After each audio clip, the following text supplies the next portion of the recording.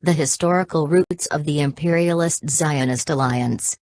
Abdul Wahhab al Kayyali. International Symposium on Zionism and Racism, Baghdad, November 1976. Inasmuch as imperialism is an international politico-economic system based on the concept of moral and material inequality of nations, entailing subservience and exploitation of the ruled by the ruler through the oppressive use of force as well as by other means, it is necessarily a racist phenomenon. This is borne out by the historical record of imperialism throughout the world, and without such a basic view, no correct reading of racism in modern history is possible. Historical evidence points to the fact that Zionism, as we know it, was born within the framework of imperialist thoughts and designs of the early decades of 19th-century Europe and enthusiastically embraced by some Jewish intellectuals and activists who were influenced by the prevalent chauvinist and racist ideas of the latter part of that century. The common denominator was the interest to find solutions for European problems and needs at the expense of other people, in this case the Arabs. The use of the term alliance refers to the partnership and the nature of the link between the two parties and not to any semblance of parity between the two, as it is quite obvious that Zionism is merely one of the offshoots of the tree of imperialist ideology. The peculiarities of the Zionist ideology and entity tend to assert rather than negate its racist character. Zionism as a modern political creed and as an effective organized movement can only be correctly conceived as an artificial or temporary solution to three interacting challenges facing Europe in the 19th century, the heyday of Western imperialism. 1. The growth and expansion of European imperialism, which necessitated the search for new sources of raw materials and markets for the finished products, in addition to securing the lines of commercial and military communications. The importance of the Arab lands as the gateway to Africa and the bridge to Asia was made abundantly evident by Napoleon's campaign, 1797 to 1799, and by the dangers of Muhammad Ali's attempt to form an independent state comprising Egypt and the Arab states. Thus the need for stifling any nascent independent state, doubly more threatening to imperialism in the wake of the spread of Arab nationalist sentiment, became increasingly persistent as the Ottoman Empire, the sick man of Europe, drifted further toward disintegration. 2. The failure of European liberalism and the ideas of equality and democracy to incorporate and assimilate the Jew coupled with the capitalist crisis in Eastern Europe. The adoption of industrialization led to a loss of vocation for a great number of Jews who could not easily adjust to the transformation of the feudal economic system.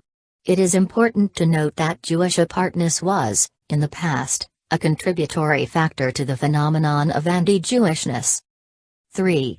The spread of aggressive and chauvinist expansionist nationalism in Europe, which stressed the racial basis of the national state as well as racial superiority and the need for expansion, Lebensraum, was diverted to overseas colonies and possessions. Superiority, exploitation and domination were upheld as a civilizational mission under the notion of the white man's burden. The first two of these challenges were known as the Eastern Question or the Syrian Question, and the Jewish Question. The inter-European rivalries and the scramble for colonies precipitated world wars and revolutions and was transformed into the colonial question. The first question prompted the major imperialist figures to propose the idea of creating a client Jewish settler state in Palestine, primarily designed to block the fulfillment of unity and independence in that important area of the world and to serve the interests of its sponsors. The events of the latter part of the century were conducive to the creation of a consensus of opinion among the imperialist and Western politicians, with the cooperation of Western Jewish millionaires and anti-Semites everywhere in favor of Zionism and Jewish immigration too, and the establishment of a Jewish state in Palestine. The interaction of the challenges and the persistence of the problems and issues fed into the imperialist design and directed events toward finding solutions at the expense of peoples of the Third World. The growth of Western influence. Toward the end of the 18th century, the Western powers' interest in the Arab area intensified as the aging Ottoman Empire became increasingly dependent on the European powers, which obtained privileges, footholds and spheres of influence within the empire itself. These powers sought to establish direct links with the various populations and religious sects in the area. Thus France became the protector of the Catholic communities in Syria, Lebanon and Palestine, while the Orthodox Christians came under Russian protection. It was during his Palestinian campaign, 1799, that Napoleon, motivated by his war needs and later by his ambition to attract the loyalty of the Jews as agents throughout the world, issued his call for the rebuilding of the Temple in Jerusalem and the return of the Jews to Palestine for political purposes. Napoleon's campaign itself had aroused British interest in Palestine as it had posed a threat to the British overland route to India. When Muhammad Ali, al-Khaber, of Egypt embarked on his ambitious plan to modernize Egypt and build a strong independent state comprising Egypt, Greater Syria and the Arab Peninsula during the first decades of the 19th century, the British government adopted a course of direct military intervention and was instrumental in driving the armies of Ibrahim Pasha, son of Muhammad Ali, back to Egypt. Muhammad Ali's advance into Syria opened the Syrian question, a question which still remains as it is synonymous with Western schemes and endeavors to prevent Arab unity. New British policies were formulated. One of the keys to the new approach was Palestine, the Jews a prominent part of its spearhead. In 1838 the British decided to station a British consular agent in Jerusalem and in the following year opened the first European consulate in that city. During the 1840s and the 1850s the British government, which had no protégés of its own, established a connection with the Jews in Palestine, around 9,700 in all, the Druze in Lebanon and the new Protestant churches. Behind the protection of trade and religious minorities there lay the major political and strategic interests of the powers. From its start the British presence was associated with the promotion of Jewish interests. This question of British protection of Jews became, however, and remained for many years the principal concern of the British consulate in Jerusalem. The formulation and framework of British imperial policy in the area was best drawn out by its architect, Prime Minister Viscount Palmerston. In a letter to the British ambassador at Constantinople explaining why the Ottoman Sultan should encourage Jewish immigration to Palestine, Palmerston wrote, "The Jewish people if returning under the sanction and protection and at the invitation of the Sultan would be a check upon any future evil designs of Muhammad Ali or his successor." 3. It is remarkable indeed that Palmerston used the term Jewish people in reference to racial religious unity, as there were no other bones between the Jews at a time when even prominent Jews were speaking of Jewish communities, and when the Jewish assimilationist movement, the Haskalah, was making headway. Also noteworthy was the use of the word returning in reference to mistaken racial ancestry, as if history stood still for 2,000 years, and taking religious memories as a title deed with utter disregard, nay in studied direct opposition, to the will of the inhabitants of the land. All this preceded the conversion of the father of Zionism to Zionism and the official birth of the movement by more than half a century. Nor was Palmerston's concept a bolt in the sky of British imperial policy. This particular idea of erecting a colonial Jewish settler state in Palestine to serve imperial interests and a variety of moral pretensions was shared and upheld by a number of prominent British imperialist prime ministers, statesmen, military leaders and adventurers. These included Palmerston, Shaftesbury, Colonel Gawler, Disraeli, Rhodes, and Colonel C.H. Churchill, Lawrence Oliphant, Joseph Chamberlain, General Smuts, 4A.J. Balfour and W. Churchill, to name but a few. Many of these patrons of Zionism were not Philo-Semites as is sometimes commonly assumed. Balfour's pro-Zionist stance was initiated by Herzl's argument before a British Royal Commission on the immigration of Jews to Britain, 1902, that diverting the Jews to Palestine was the solution to that British problem. Lawrence Oliphant provides a very clear-cut case of the contradiction between the moral and idealistic pretensions of Gentile Zionists and their actual imperialist motivation. According to Lawrence's biographer, the man shared much of the facile anti-Semitism of his time. A more recent example is provided by President Richard Nixon, who provided more arms and money to Israel than all the preceding American presidents combined, and who, according to press reports about the White House tapes, was not above derisory remarks about Jews in his private councils. The British imperialist Zionist seed did not sprout immediately and had to await the reigns of wider imperialist interest in the area, the opening of the Suez Canal in the 1860s and the British occupation of Cyprus and Egypt in the 70s and 80s respectively. An additional impetus was the spread of anti-Semitism in Eastern and, later, Western Europe. The growth of Western influence caused the Western Jewish communities to play an increasingly important role in the Holy Land. This role was conceived within the confines of these interests under the protection of the privileges, capitulations, granted by the Sultan to the Western powers. It was financed as well as guided by rich Western Jews closely associated with the ruling circles in the West.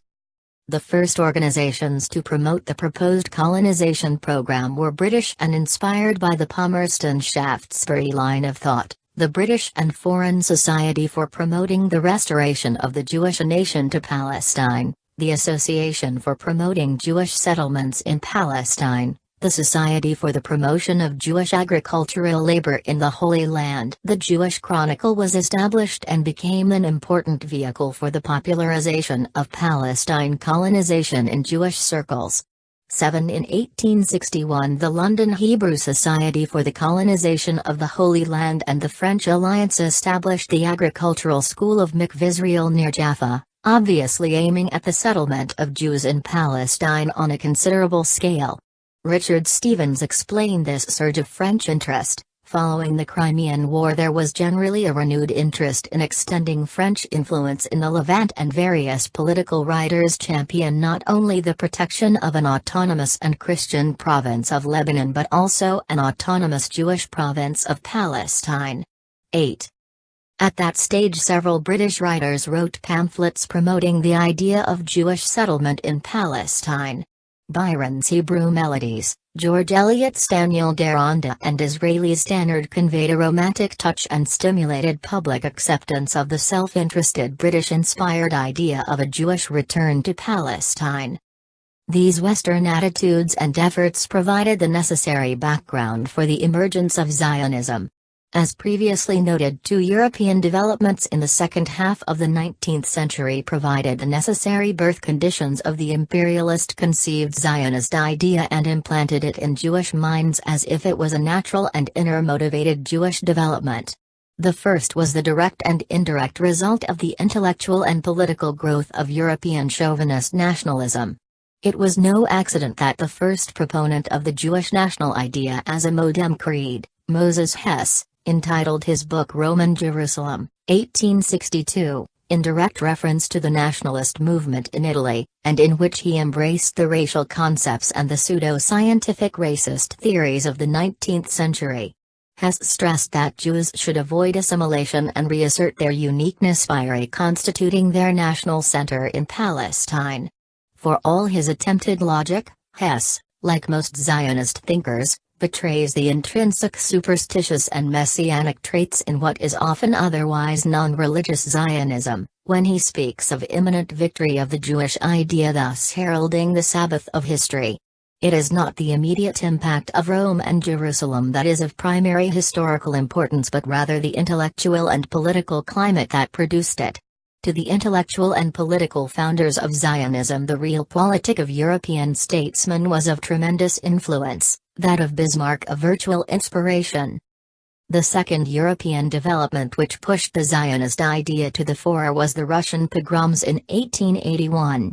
These pogroms led to a mass exodus of Jews to Eastern and Western Europe and brought about the collapse of the Haskalah assimilations movement. Its place was taken by a new movement, Hadath Zion, the love of Zion, inspired by Leo Pinsker's pamphlet Auto-Emancipation, 1882. Societies were formed in Jewish centers to discuss the question of settling in Palestine as an immediate and practical prospect and the revival of Hebrew as a living language. The first Jewish colonists belonged to an organization of Russo-Jewish students, known as Bilu, which was formed at Kharkiv for the specific purpose of colonizing Palestine. Herzl and the growth of Zionism. Despite the sprouting of colonial-oriented Jewish organizations, no central leadership emerged.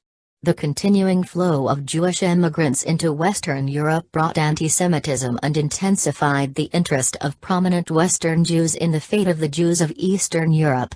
A famous Jewish family, the ultra-rich Rothschilds, financed an endeavor to minimize Jewish immigration to Western Europe by diverting it to Palestine. Thus the dire consequences of anti-Semitism were avoided and Jewry was aligned to the expansive imperialist interests in the Middle East in the post-Suez era. 9 A young Viennese Jew, a journalist by profession, named Theodor Herzl was to provide the political and organizational leadership of the new movement. What converted Herzl from indifference to his Jewishness to active Zionism was the anti-Semitic Dreyfus Affair of 1894.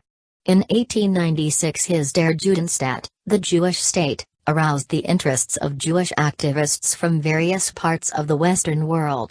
The book dealt with the situation of the Jews and argued that only through the attainment of statehood on a land purely their own could the Jewish question be solved. In the following year Herzl was able to convene the first Zionist Congress at Basel, August, 1897, and form the World Zionist Organization. Herzl was elected president and its carefully worded program declared that the aim of Zionism was a publicly recognized, legally secured homeland in Palestine, to be achieved through organization, colonization and negotiation under the umbrella of the imperialist powers. It would be difficult to overstate the importance of Herzl's ideas and the effect his efforts had on the Zionist movement. As the founding father, he left his imprint on the entire mold of that movement and may be said to have influenced it more than any other leader. A reading of his works and the follow-up of his frame of mind and reference of action, as well as an analysis of the Congress at Basel are most revealing, particularly in the light of his meticulously and candidly recorded diaries. 10 His ideas, strategies and methods were of tremendous impact on Zionist thought and action, even to the point of becoming characteristic of the movement. Herzl's Zionism was an outcome of the Jewish question and his vision of its solution within the framework of alliance with the dominant imperialist powers and as molded by the ideologies of nationalist cum racist European movements and societies.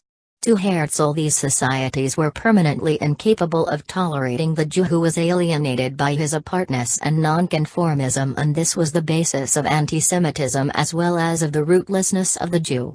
The solution could not possibly be the reform of these societies through such notions as freedom and equality, nor the loss of Jewish identity and apartness, but rather the realization of conformity on a national basis and the alignment of the proposed Jewish national state, which was to be established on a purely Jewish land, with the European powers, whose umbrella and patronage was necessary for bringing about the state as well as protecting it thereafter, in return for services rendered against third parties. The relationship between the European powers and the proposed Zionist settler state was conceived on an imperialist-colonialist basis. This underlying fact notwithstanding, Zionist colonialism had nuances of its own, which in turn render it more anomalous or extreme. The first of these nuances was that while the European colonialists were an extension of an already established national identity and state, the Jewish colonialists sought to forge a nation or a national identity through the Colonization Act itself. Unlike the other nation-seeking movements, this was to be based on religion, as they did not speak one language nor did they have social norms and continued historical experience in common. 11 In order to make it more viable to the European mind, Zionism claimed the racial unity of the Jews, thus adding pseudo-scientificism to the anachronistic concept of building a religious nation-state. Another characteristic was that, while endeavoring to secure the enthusiastic patronage of the most powerful or most interested of the Western powers. Zionism based itself on the consensus of Western and imperialist powers through and through. It sought and procured benefit from inter-imperialist competition in contradistinction with other colonial settler states. The last of these nuances was an ideologically powered one, namely that Zionism sought to expel the natives as their basic strategy called for a purely Jewish national state.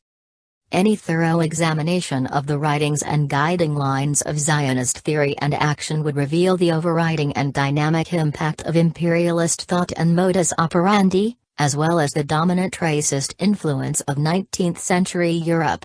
To illustrate this, it is proposed to establish Herzl's outlook and methods regarding the basic concepts and issues involved in the imperialist-Zionist alliance, with occasional reference to his successors to point out the consistency and continuity of Zionist strategy and tactics. It should be noticed how influential and crucial were Palmerston's proposals and thoughts, and subsequently the climate of British imperialist and European racist thought on the subject of a Jewish settler state in Palestine. Outlook. The fundamental concepts underpinning Herzl's thought and Zionist outlook are in his Der Judenstaat. Supposing His Majesty the Sultan were to give us Palestine, we could in return undertake to regulate the whole finances of Turkey. We should there form a portion of the rampart of Europe against Asia, an outpost of civilization as opposed to barbarism. We should, as a neutral state, remain in contact with all Europe, which would have to guarantee our existence. 12. The same theme recurs, appropriately enough, in Herzl's address to the First Zionist Congress. It is more and more to the interest of the civilized nations and of civilization in general that a cultural station be established on the shortest road to Asia. Palestine is this station, and we Jews are the bearers of culture who are ready to give our property and our lives to bring about its creation. 13.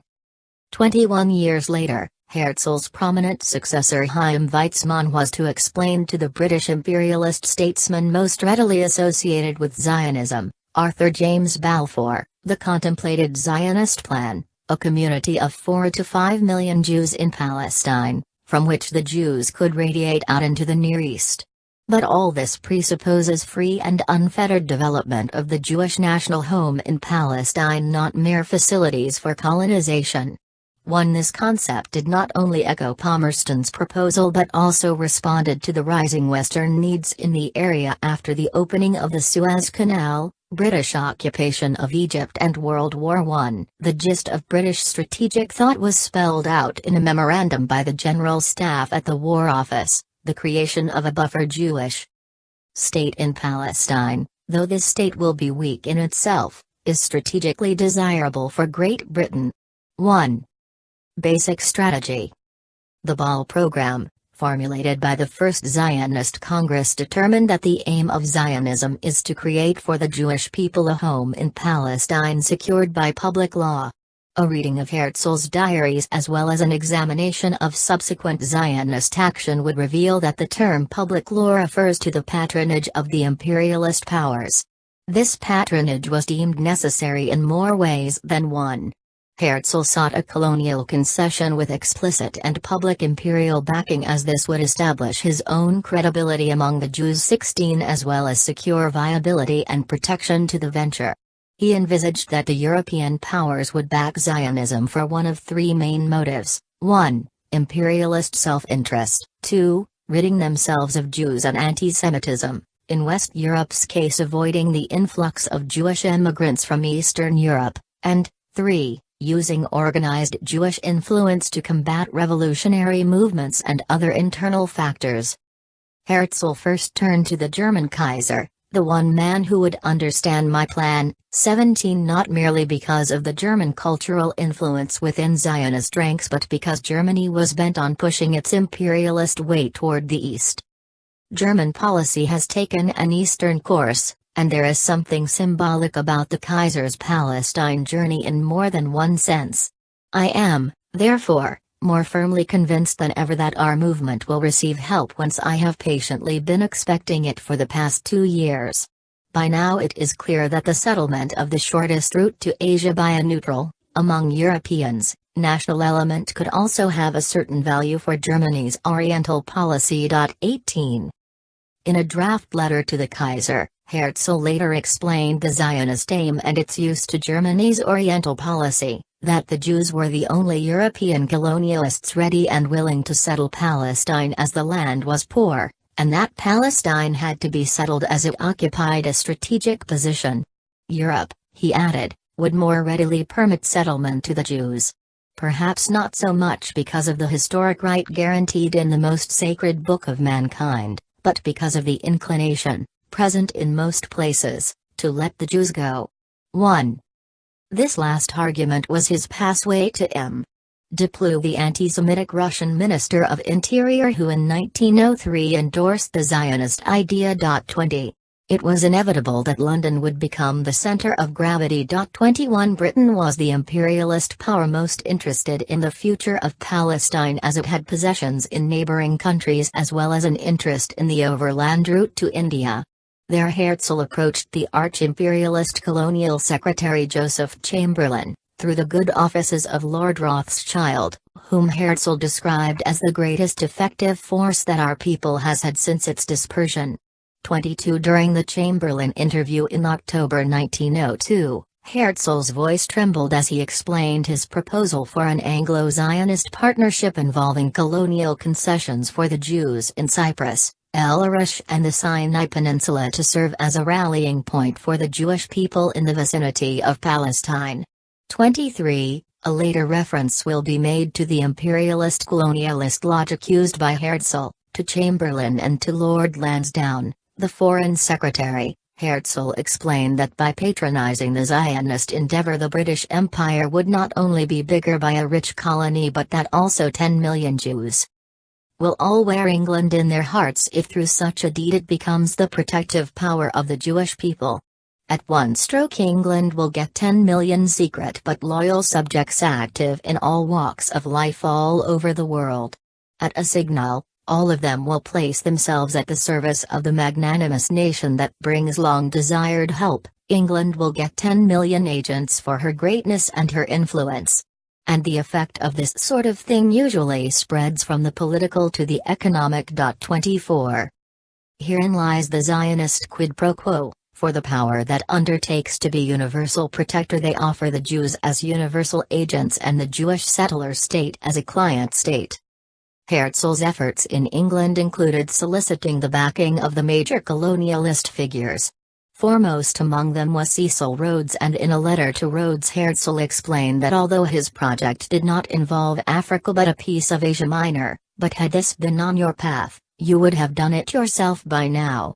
25. Why then did Herzl turn to him? The Zionist leader rhetorically asked. Because it is something colonial was the answer. 26. What Herzl sought was a Rhodes certificate for colonial viability and desirability. I Rhodes have examined this plan and found it correct and practicable and quite good for England, for Greater Britain. Furthermore, there was profit for Rhodes and his associates if they joined in. Rhodes died before Herzl got what he wanted from him.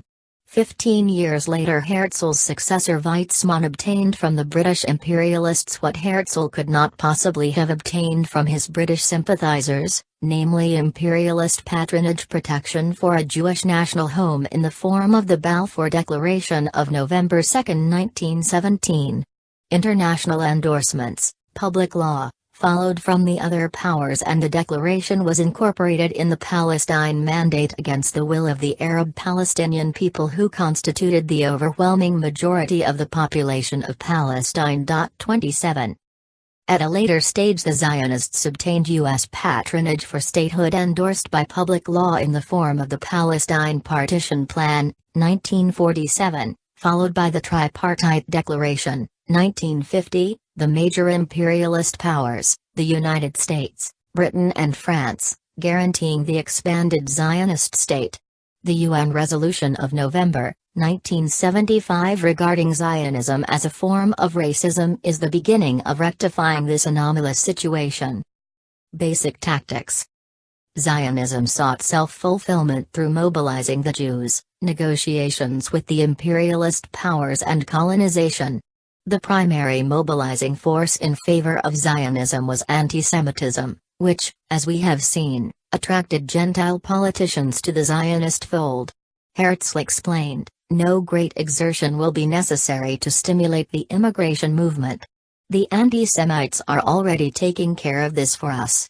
28 Indeed, a prominent spiritual Zionist, Ahad described Herzlian Zionism as being the product of anti-Semitism and is dependent on anti-Semitism for its existence. 29 The Grand Duke of Baden told Herzl that people regarded Zionism as a species of anti-Semitism. 30 And Herzl reported it without objecting. Wherever anti-Semitism was weak or non-existent, the Zionist movement sought to elicit Jewish national feeling by incitement and propaganda or by staging anti-Jewish violent acts through special agents, as happened in Iraq after 1948. Another means of mobilizing Jewish opinion was the appeal to Jewish complexes through certain Jewish notions, most notably that of the chosen people.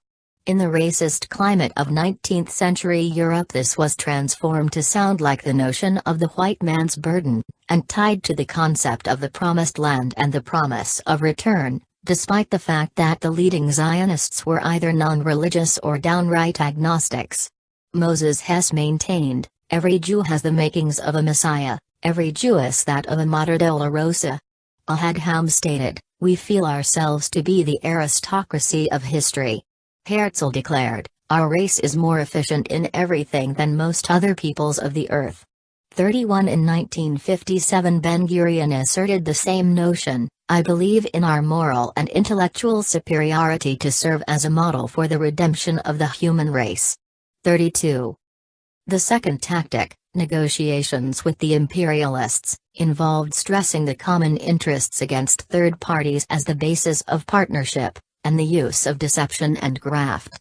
During his negotiations with Chamberlain over Jewish colonization of Cyprus, Herzl betrayed his colonialist outlook and method. "Once we establish the Jewish Eastern Company, with £5 million capital, for settling Sinai and Delarish, the Cypriots will begin to want that golden rain on their island, too. The Muslims will move away. The Greeks will gladly sell their lands at a good price and migrate to Athens or Crete." 33. The colonization tactic was an even more telling feature of the nature of Zionism, for it explains its colonial nature, its dependence on imperialism and its racist attitudes vis-à-vis the Arab natives, as well as its intended reactionary role in the area. The names and purposes of the early colonization nation-building instruments tell something about the nature of the Zionist movement: the Jewish Colonial Trust, 1898, the Colonization Commission, 1898, the Palestine Land Development Company. From the start, the Zionist colonists sought to acquire lands in strategic locations, evict the Arab peasants and boycott Arab labor. All this was closely related with the essence of Zionism, the creation of a Jewish nation on purely Jewish land, as Jewish as England was English, to use their famous expression. 34 The same notion was clearly implied by Palmerston's concept of a Jewish barrier colonial state. These aspects of Zionism became more pronounced as the Zionist colonial invasion developed.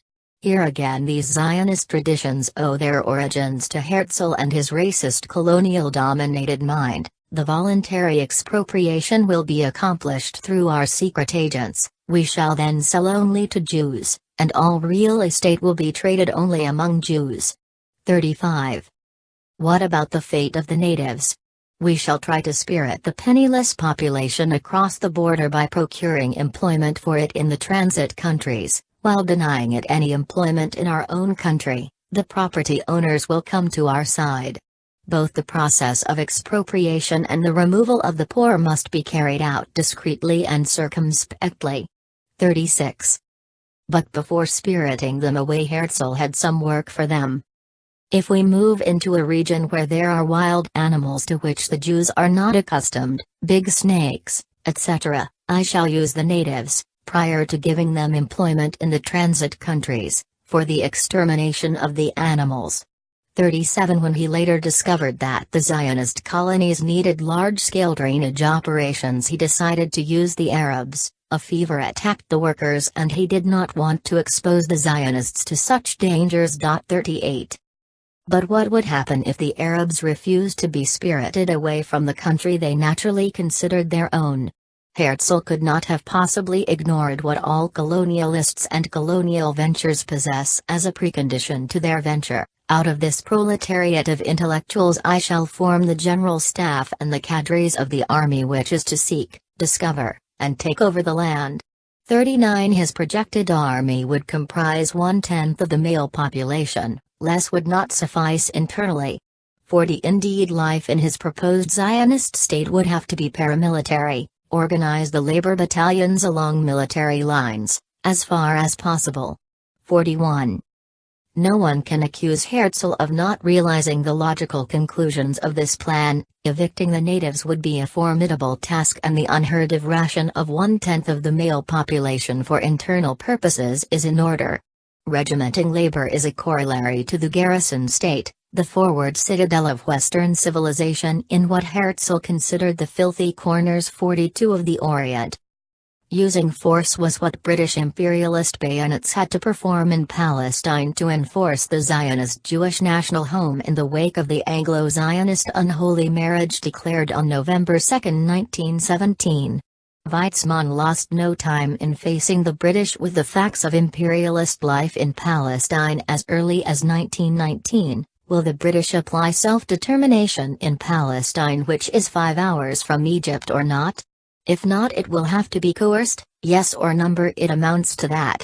43. On this point as on many other issues, Weizmann found himself on the same platform as the major British imperialist politicians. 44.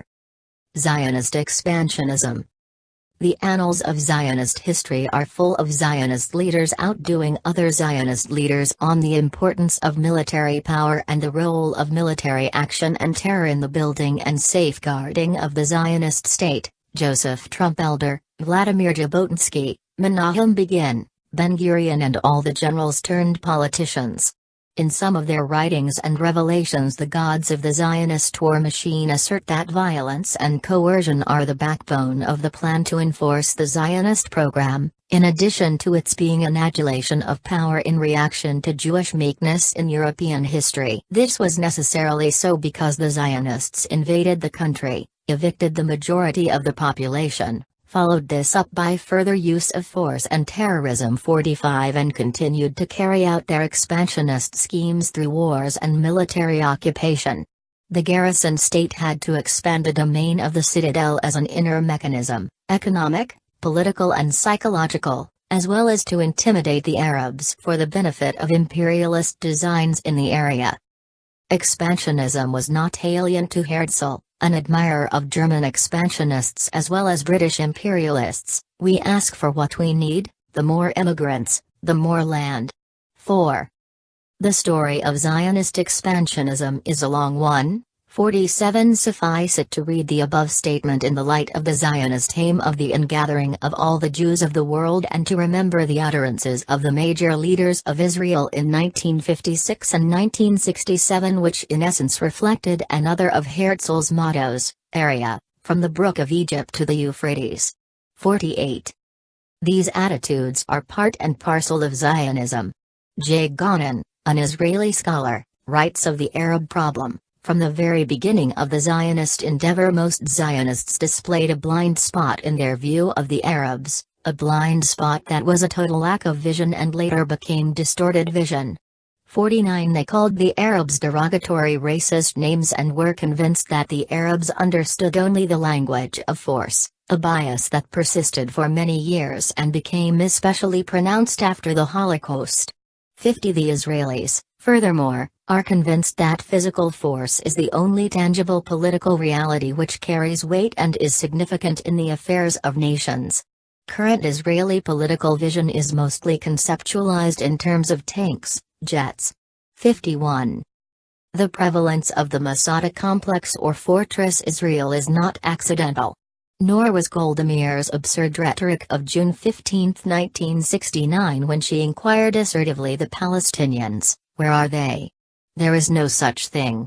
52 The Koenig Report 53 is merely the most recent manifestation, by no means the most extreme, of Zionist attitudes towards the Arabs of Palestine.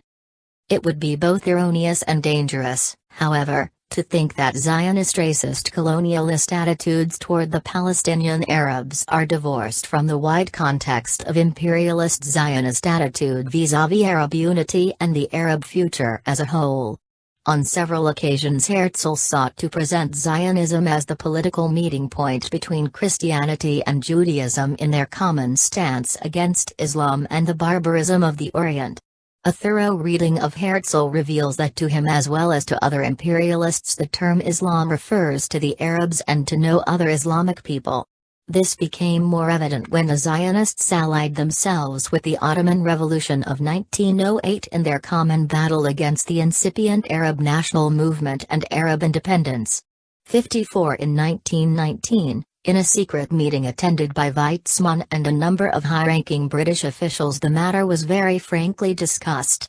Ormsby Gore, who later became colonial secretary and therefore effective ruler of Palestine, was in favor of encouraging non-Muslims, Europeans, and Jews, to develop and stabilize the Near East in view of the fact that Islam was the main danger.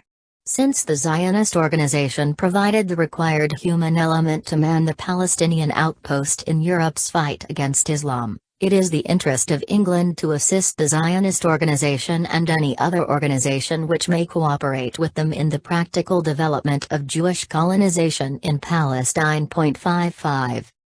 The idea of Balkanization was implemented in the post-World War I division of the Arab nation. Zionism, however, continued to work for the creation of smaller sectarian states, this time in cooperation with the French imperialists. During the 30s a Zionist rapprochement with the pro-French Maronite leaders in the Lebanon took place. In 1941, as the Zionists began to push for declaring their state, an associate of Ben-Gurion, Burl Katznelson stated, "We should say to the Arab peoples, in us, Jews, you see an obstacle in your way toward independence and unification. We do not deny it." 56.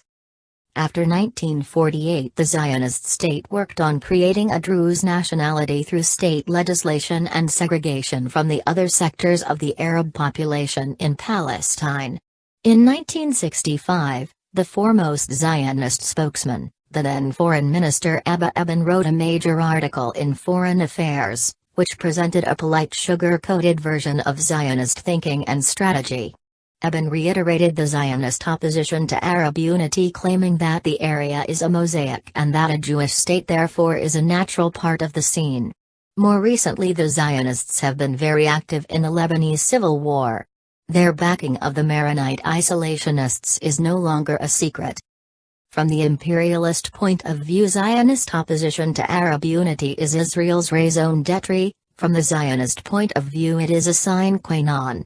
Viewed in the wider imperialist context Israel is essentially a tool, a bet, against Arab liberation, unity and progress. Historically, Zionism sought to ally Jews and imperialist Gentiles against and at the expense of the Arabs.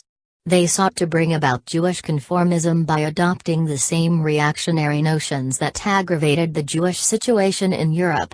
Zionism accepted and emulated, elsewhere, the notions of the European enemies of the Jews, chauvinist nationalism, anti-Semitism and reactionary governments. With the help of the imperialist West they recreated the ghetto in the East in the form of an alien aggressive nation-state, and reincarnated the traditional role of being an agent for the feudal lord by becoming the agent of the dominant imperialist power, only this time they could play the role of the oppressor for a change. That is why Zionism viewed anti-Semitism as being one of its best friends, for they constitute two faces of the same coin. Zionism represented an escapist reactionary movement, a negative verdict on human societies and their inability to tolerate the Jew merely because he is different.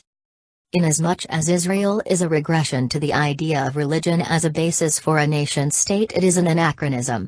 Inasmuch as it is an alien Western invasion of Arab land, it is another crusade doomed to failure. Inasmuch as it is a colonial racist state, it is an enemy of the spirit of the age of liberation and equality. Thus, the peoples of the Third World started to move in the direction of denying Zionism the international legitimacy it unjustly enjoyed since the declaration of its state.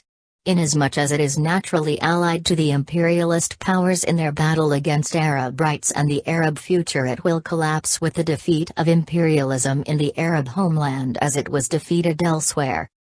The verdict of history is clear: there is no place in the coming century for racism, Zionism and imperialism. The peoples of the Third World shall assert their rights and liberate themselves, thus ridding all societies of the burden of inequality and oppression.